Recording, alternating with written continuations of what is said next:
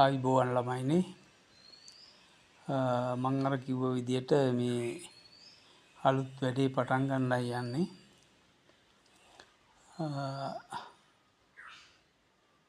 මේ තමයි මගේ වැඩපලේ මැෂින් හදන ඒරියා එක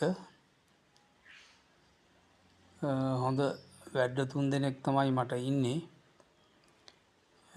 මේ 3 දෙනාගෙන් තමයි මේ සියලුම යන්ත්‍ර සූත්‍ර නිර්මාණය වෙන්නේ මගේ උපදෙස් වලට අනුව ඒගොල්ලෝ මේ වැඩේ ලස්සනට කරගෙන යනවා මුළු ලංකාවටම ඕන කරන මැෂිනරි මේගොල්ලෝ හදලා දෙනවා මං කිව්වහම ඉතින් වැඩ 3 දෙනයි ඉන්නේ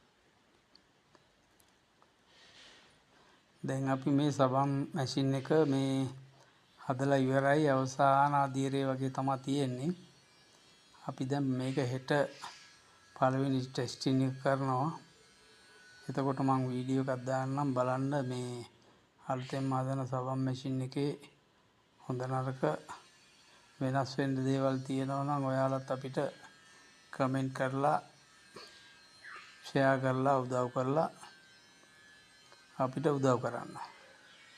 හොඳයි. එහෙනම් අපි ඊළඟ වීඩියෝ එකෙන් හම්බෙමු. මැෂින් හදන විදිය ඔක්කොම ඔයාලට ඉදිරියට බලා ගන්න පුළුවන්. එහෙනම් ඔබ හැම දිනාටම බොහොම ස්තුතියි.